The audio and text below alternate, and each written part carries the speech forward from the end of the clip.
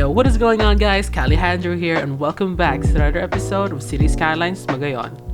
In the last episode, I laid out the area which we're first going to be developing in Magayon, the waterfront. And what you're seeing here on screen is just a glimpse of what the waterfront is going to be. So if you want to see more, keep on watching. In this episode, we're going to be continuing what we've started in the last episode, which was the Embarcadero, and we still haven't got a name for the Embarcadero, or the port for that matter. If you have any suggestions on what to name the Embarcadero or anything that we're building in the future, comment down below, because I'm open to suggestions. I might use them, I might not. If you didn't know, or if you've been living under a rock, it's already been 500 years since the Spanish colonization of the Philippines, and during March 16, 1521. So it's been more than 500 years, because if you're watching this in the future, March 16 has already passed. So, and if you have knowledge of Philippine history, you would have known that Spain had an immense impact on our culture, because we were under their rule for almost 300 years. And most of our culture has been heavily influenced by the culture colonizers forced upon us. And most of our people aren't even aware of what we were before the colonizer raided our lands. Like, we didn't know what Filipinos were or what we were, because Filipino, if you didn't know, is the word Philippines. Our name given to our country is not actually inherently our own. It's the name that the colonizers gave us. It's the name. It's Philippines, Filipinas, from the name of the King of Spain at that time, King Philip. So Filipinas, land of Philip, I think, or something. So the Philippines, the name itself is not our own. It's what we were given. It's a product of colonialism, and we don't pre-colonial history in our books was actually just 15 pages. It was a small chapter of our history written on our history books when I was in elementary. That's what I remember, at least. Like, most of what we were taught was just basically our life under colonizers, like 300 years of Spain, decades under American rule, which they said they were doing for us, but they were just basically doing it for them. And just, because colonization, if you've learned history, it's really not a good thing. People who were just chilling and then minding their own business was suddenly disturbed by white people. That's basically it. That's basically colonization. White people taking what is already been owned by others as their own. Like, in America, the Native Americans, Christopher Columbus, and all that kind of stuff. So yeah, with that whole colonialism tangent in mind, the Philippines before was, actually doing pretty well before the colonizers came.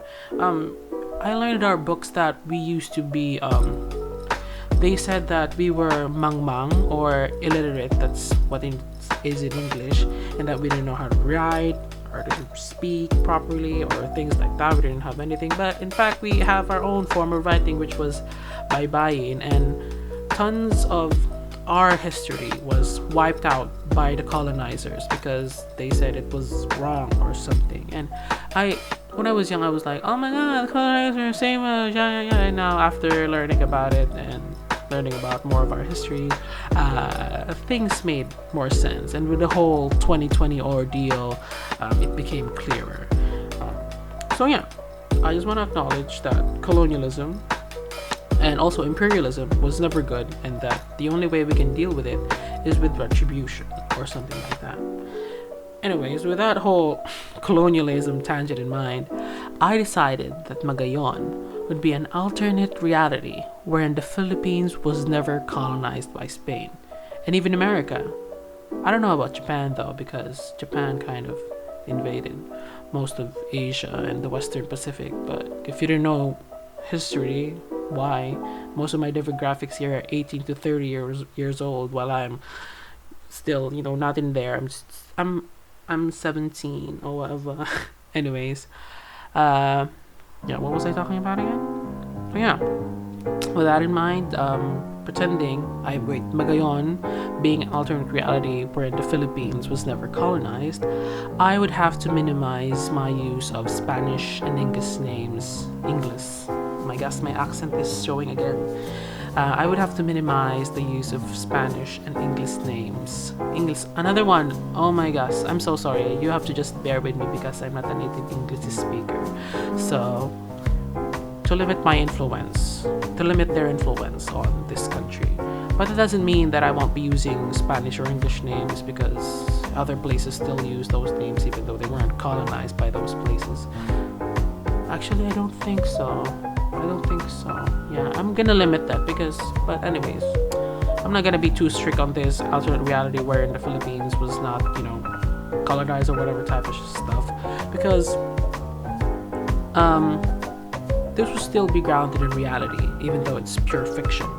And but it also gives me gives me creative freedom to not recreate certain areas 100% accurately, since it would be difficult for me to recreate real life places in city skylines because I don't have the necessary skill set for that, and I don't want to be I don't want to be I don't want to think like I don't want to be dissatisfied with anything that I do. So I'm just gonna keep it, whatever my interpretation of those places are, so that we won't be too stressed out. Like, oh, this doesn't look realistic. It doesn't look too nice. So let's just keep it at the bare. Let's find a sweet spot. And also, due to the game limitations, like there are only a handful of Philippine assets in the workshop, and so I decided to use a mix of Southeast Asian assets, which are also quite limited. But there are tons of Japanese assets in the workshop, so I kind of use that too because that's essentially what most Asian cities look like. And also, most of the architecture of this series will be, international style, like modern. And I will be also taking inspiration from the current cities in the Philippines, like Manila, Cebu, Davao, and I'm kind of doing my own research on that. And I just found out that Cebu is literally at the center of our country. It's such a nice place, You can have it's a 30-minute drive to the pearlescent white sand beach of Boracay, and a 30-minute flight from Palawan, 30-minute flight from everywhere in the country, I think, or an hour. But yeah. Anyways, let's get back on what we're building right now. So you just saw me place these bike paths that are from, I don't know the name. I don't know how to make an asset list. A lot of you, since my last series, Kalahanja, people have been asking me to make an asset list, but I don't know how to make one. So if you have any, if you want to teach me how, comment down below in the comments because you seem like you really want to. But most of my assets are just random stuff that I got on the workshop, but I choose specific ones. I limit the use because maybe my computer won't be able to handle them, so we have to be mindful of the things we choose so that we won't be overwhelmed in the future, if you know what I mean. Anyways, let's get back again to what we're building because I keep getting on tangents that but at least I have something, I have things to say, and we're almost halfway through the video. So that's a little bit of lessons in history for you guys. You're not just watching Cities Skylines, an amazing build, if I can say so myself. You're also getting a little bit of knowledge from me, even though don't take this 100%, because just take it 80-70%, because I might have done my research, but I'm not a collegiate, like a scholar or anything. I'm getting distracted. So this what I'm building is what am I building? Yes, this is the park by the waterfront. So I have a little bit of a backstory actually. This is my script. I have the script ready here for what I'm building. So yeah. This area used to be the main port of Magayon until the 1960s, when the city experienced major growth, forcing the city to create a larger port to handle the huge amount of traffic going through the ports. Sadly, the old port wasn't able to handle it, so they decided to create a brand new, bigger one, which is more future proof. The port stayed active alongside the new one, which I would be building in later episodes. So if you want to see that, subscribe. And if you want to see more of the waterfront, subscribe, because that's essentially what we're going to be building in the next few episodes. Getting back to the little bit of backstory, it stayed active alongside a new one. But after the construction of the Magayon Bridge, which is this bridge that you would be seeing there, the first one that I built, the one connecting the main island to the other islands as part of the new highway network that the Magayon government or whatever decided to pursue because of immense growth in the region. So it was necessary to build a highway and a bridge to connect those areas to make trade and travel easier. But with that, most of the local traffic that used to go through the port, which were from boats or ferries that brought cargo from other islands to the main one, opted to go through the highway because, it was more cost efficient and it was cheaper and faster to transport goods rather than going through boats. The new one also had direct access to the new highway network, but what I'm building here does not have direct access to the highway network.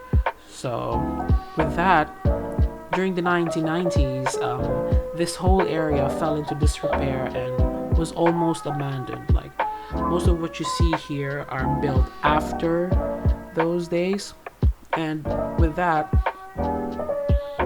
the local government was afraid that this place would be a burden to the city, so they decided to redevelop the entire port area. As what you're seeing here, like, this is the whole redevelopment of the port area.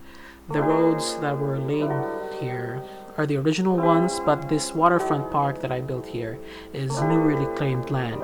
And a major developer of the city also took this opportunity to help fund the renovation and the redevelopment of the port by essentially giving the rights to the shoreline across the port for land reclamation, which I will be building in the next episode. And I'm quite excited to be showing you guys what I have in mind for that area, because as of recording this video, I've already started building that area, but it took me so much time because assets were too big and things were clipping and things didn't make sense and my brain wasn't functioning. But I am very I'm happy to say that I found the vibe that I was going for. So just wait and see. So turn on your notification bell so that you will be notified whenever I upload a brand new YouTube video.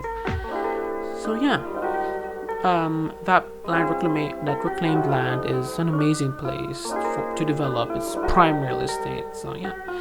Anyways, that's the story for this episode. That's the main story of what's to come. What we're doing and what we're going to be doing in the next one. But it might seem to look all nice, but a lot of people were displaced to make way for the redevelopment. But the local government made sure that they had new homes, which were still near the waterfront. So that's what I will be building again in the next episode. I just want to give this place a little bit of its own history to make it feel like it's a real live place. And even though it doesn't, even though I said that it would be an alternate reality, but it's still a reality nevertheless. But it's not real in our universe. Because I just finished WandaVision. If you haven't watched WandaVision, it's such an amazing series. I'm a huge MCU fan, and I've also watched Raya. That's why I got inspiration to do the Spanish Never Invaded type of thing, Frozen 2. I'm a big Disney fan, if you wanted to know. I'm just sharing with you guys because what I'm building here is very boring, and I also want to create more of those video essay types of videos, if you know what I mean, where I do detailed explanations filled with graphics and stuff, because I'm kind of interested in that too. I'll be making an alternate reality series based on Magayon. So yeah. Now I'm just doing some detailing, shrubberies and busheries. If you can see those like little blips and blops that I have on the bottom left of the screen. I decided to keep it not that covered with huge trees because this is by the waterfront, and I want to preserve the views of the water as much as possible, but still having greenery. Once again, I'm not opting for heavy detail. I just want to keep it on the sweet spot between not over detailed, or no, not too realistically detailed. I just want it to look nice from afar and also from ground level, which you will be seeing in the cinematic. So keep on watching, and if you're still watching, thank you so much for watching. I just want to take this time to thank you guys for supporting me along this journey. Wow, very, very thankful. Yes, because without you I wouldn't be here. Wow, thankful. Anyways, yeah, detailing, placing down some props, some benches and tables, like a little grill right there, changing my accent to a British one because I don't know. Now we're going to be placing some of these boom people generator so that people will recognize this as a park and they would choose to go there even though there's nothing there. I mean, there is something there, but they don't recognize it as a park, so this will make it so that the Sims of the game would think that it's a park and that they would go there. Another thing that I'm building here, if you didn't see, this building right here, the building behind it is an old warehouse. So part of the title of this video is the land reclamation and gentrification, and this is the gentrification portion of it. This building here is now more of a commercial and leisure hotel area, and they didn't actually destroy the whole warehouse thing because it can still serve as a convention center or for a place for gathering, public events or things like that. So yeah, that's a little bit of another backstory of that place. And now I'm doing more parks, greeneries, because this old area, if you imagine like old industrial areas where it's very torn, very old and grimy, and now it looks fresh, chic, amazing. A huge inspiration for these types of builds that you see here is the Philippines' own Basis and Conversion Development Authority, or BCDA. They are the ones who built, I think, BGC and the area beside Villamor Air Base, which are redevelopments of the old bases left by the Americans to make it into new office, retail, and commercial spaces. BGC is one of the places I want to go back to. I've only been there once because I don't live in the metro, I live in the provinces, and if you didn't know which province, just search for where this volcano is located and you'll find where I live.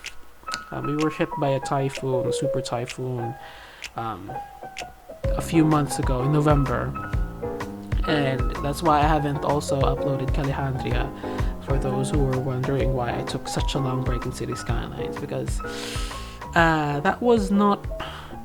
it wasn't very good to us, to all of us. It was a very sad experience. So what I'm building here is a ray of light. Ray of light of what happened. In light of what happened, we got through, persevered, and fought through any disaster that comes through us. And speaking of disaster, the disaster risk response, or disaster mitigation management truthiness of this city, I would also be taking into consideration in future builds. I'm gonna be creating more of because this is near a volcano. I had a dilemma a few days ago if I should continue making the main island the capital city of this region, because I'm not making one single city, I'm making various different cities, with what you're seeing here being the main city. It is inspired by Marble Mountain by $2.20. So if you don't know what that is, I'll be having links down below. Oh no, I will be putting a card at the top right for Marble Mountain. It's one of the huge inspirations for how I'm going to tackle this project that you're watching here right now. Now getting back to what I'm doing.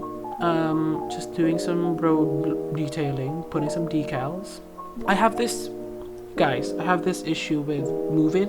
Whenever I move like nodes or buildings, decals and props um move along with it, and there. They stay there. Even though I turn off the clip to terrain thing, it still it still doesn't work. So if you know how to fix this, I would gladly appreciate it, because it's been bugging me for 4 episodes now. The first episode, it was such a hassle, since the terrain differences were such a mess, and I wanted to make it look better, but I wasn't able to. So sorry for that. We're gonna level up as we go, because most of the assets are still being searched, a lot of assets are still being developed, and a lot of are still being changed. So, well, oh, look at that. We're almost at the end of the video. So, if you've enjoyed this video, please consider subscribing and leave a like. This has been Alejandro, signing off.